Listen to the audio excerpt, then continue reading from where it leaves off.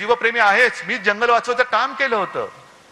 तुम्हीच जे आरे होतं, अरे मी वाचवत होतो, तुम्ही आलात आणि ते आरे कापून टाकलं. मग करू काय? त्याच्यामध्ये काय काय प्राणी राहतात हे तुम्हाला सांगितलंय, नाव दिल्याशिवाय तुम्हाला कळणार कसं ते? मांडूळ, मांडूळ म्हणजे काय? मिळेल आरे मध्ये जा बघ. ढेकूण नाही मिळणार कदाचित, कारण ढेकूण रक्त शोषतो. रक्त शोषणारी अवलादी आमची नाहीये, अजिबात नाही. मांडूळ सुद्धा आमच्याकडे नाही. आम्ही जे करतो ते खुलेआम करतो. चालून जायचं तर छातीवरती, समोरासमोर पाठून वार करणारे नाहीत आम्ही. आणि हे सगळं जे काय करायचंय त्या विधानसभा निवडणुकीत करायचंय. ही जी लोकसभा झाली, लांबली लांबली लांबली, किती 5 टप्पे. काय तुम्ही काय क्रिकेट खेळताय टप्पी टप्पी बॉल टाकून? सरपट्टी टाकताय? 5 टप्प्यात महाराष्ट्राची निवडणूक. पण आता मला कळते, कानावर येते की कदाचित नोव्हेंबरमध्ये निवडणूक घ्यायचं यांचं घाटते. का? तर लाडकी बहीण या योजनेचे किमान ऑगस्ट, सप्टेंबर, ऑक्टोबर, नोव्हेंबर म्हणजे 4 हप्ते जर का महिलांच्या हातात गेले तर त्यांचा विश्वास बसेल की हे देतात बुवा. हे देणारी लोक नाहीये. ही अशीच एक योजना सुशील कुमार शिंदेनी केली होती. एक कधीची 2004 किंवा तेव्हाची निवडणूक असेल, मला आठवत नाही. संभाजीनगरमध्ये आपल्या कार्यकर्त्यांचं शिबिर होतं आणि शिवसेना प्रमुख बोलून गेले की माझी म्हणजे शिवसेनेची सत्ता आली तर मी शेतकऱ्यांचं कृषी पंपाचं वीज बिल माफ करून टाकेन. सुशील कुमार शिंदे बसले होते, आता आपल्या सोबत आहेत. पण त्यांनी काय केलं? मुख्यमंत्री होते, ताबडतोब योजना अंमलात आणली. शेतकऱ्यांना 0 रकमेची बिलं पाठवायला लागले. शेतकरी खुश झाला, हे देत आहेत तर ते कशाला पाहिजे, हेच देत आहेत. परत निवडून दिलं काँग्रेसला.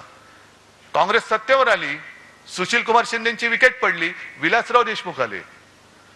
आणि विलासराव देशमुख सत्तेवरती येताच क्षणी पुढच्या महिन्यापासून दामदुपटीने बिल पाठवायला लागले शेतकऱ्यांना. आणि मग जाहिराती आला, बिल भरा नाहीतर तुरुंगात. हे तशी यांची योजना आहे.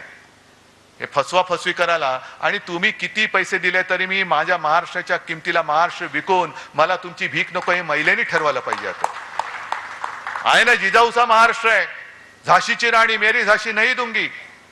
तसे हे अब्दाली येत आहेत, आपला महाराष्ट्र लुबाडायला येत आहेत. 1500 रुपये लाच देऊन आपला महाराष्ट्र, शिवरायाचा महाराष्ट्र ते विकत घेऊ पाहत आहेत. तुमची मुलं बाळ ते बेकार ठेवू इच्छित आहेत. सगळे उद्योगधंदे गुजरातला नेऊ पाहत आहेत, नेत आहेत. तरी सुद्धा आपण 1500 रुपयावरती महाराष्ट्र विकणार आहोत? हा निर्धार आपण केला पाहिजे. ठीक आहे, योजना आहे, लाभ जरूर घ्या, कारण हे तुमचेच पैसे आहेत. हे काय यांच्या खिशातले नाही आहेत, हे पैसे तुमचेच आहेत. आता तर आणखीन करतायत. जसं मोदीजी केलं होतं, ते रथ पाठवले होते गावागावात, आठवतं ना तुम्हाला? मोदी रथ, मोदी सरकार, मोदी सरकार. आणि अक्षरशः गावकऱ्यांनी त्यांना पलटाभोई थोडी करून ठेवली होती. ते मोदी सरकार आहे की भारत सरकार? कोणाच्या योजना आहेत? मोदींनी काय घरच्या खिशातनं योजना दिल्यात? नाही नाही नाही, तसं नाही, तसं नाही, तसं नाही. हे मोदी सरकार काढ आणि भारत सरकार लिहि, नाही तर चालतो या गावातून. मग तसंच आता हे करतायत. 50,000 योजना दूत, 50,000, प्रत्येकाला 10,000 रुपये महिना. मग त्याच्यामध्ये सुद्धा ही चांडाळ चौकडी, खोटी नावं, जशी दुबार नोंदणी केले ना तशी खोटी नावं टाकून त्याच्यातले पैसे परत काढणार. हा मोठा दूध घोटाळा आहे. आणि तुमच्या योजना ज्या तुम्ही केलेल्या नाहीत, अरे कागदावरती काही लिहू शकता पण अंमलबजावणी कुठे? मग यांचीच माणसं, यांचेच चेले चपाटे, यांचेच कार्यकर्ते, त्यांचे सगळे कुटुंबीय हे या दूतांच्या नावांमध्ये घुसवणार आणि त्यांच्या माध्यमातून पैसे काढणार. हे दूत महाराष्ट्रामध्ये फिरता कामा नयेत, हे नाही फिरता कामा. त्याच्यासाठी जाहिराती करतायत, करोडो रुपये उधळतायत. आणि तरी सुद्धा आम्ही ह्यांची टाळ किटून काय भजनं गायची? ही निवडणूक त्याच्यासाठी आहे. हा भगवा सप्ताह त्याच्यासाठी होता. मला एका गोष्टीचा अभिमान आहे, जी मी एक सूचना दिली होती. आपला भगवा हा फक्त भगवाच असला पाहिजे. त्या भगव्यावरती मला चिन्ह नको. भगवा शिवछत्रपतींचा, कुठे शिवाजी महाराजांनी चिन्ह टाकलं होतं?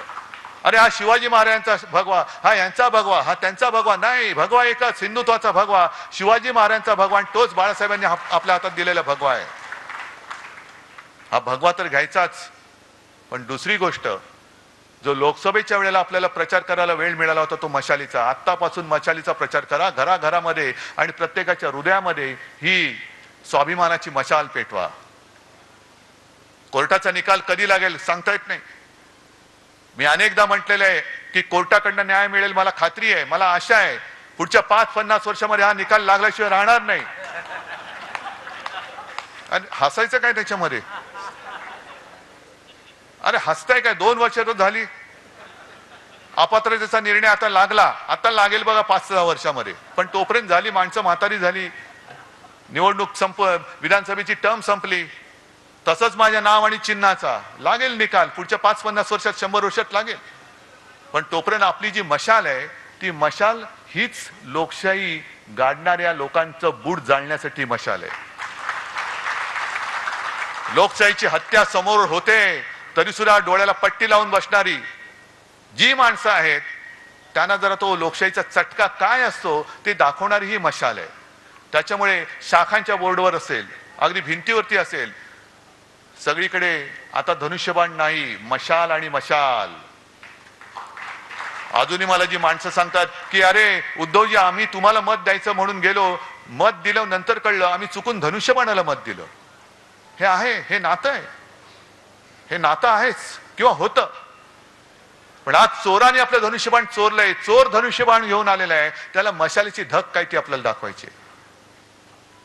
आणि म्हणून म्हणजे मी आणि म्हणून म्हणतो, आणि म्हणून असं कुंठून नाही बोलत, असं कणणं कुंठणं मला येत नाही. आपण सरळ बोलतो आणि म्हणून ये जो है वो जो मशाल जो है वो मशाल जो है वो धनुष्यबाण जो है वो ऐसा नाही बोलायचं, सरळ बोलणार आहे. हे पहिले सुपारी थूक तोंडातली. ये जो है जो काय है जो आणि म्हणून हे या एक काहीतरी पोट साफ करायचं द्या औषध, यांचं कडनं तरी साफ होईल. ते औषध या निवडणुकीत त्यांना द्यायचंय.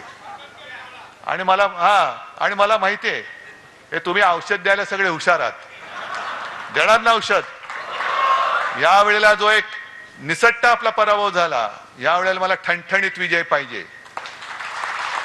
आणि या ठणठणीत विजयाची जबाबदारी मी तुमच्यावरती सोपवतो आणि तूर्त रजा घेतो. जय हिंद, जय महाराष्ट्र.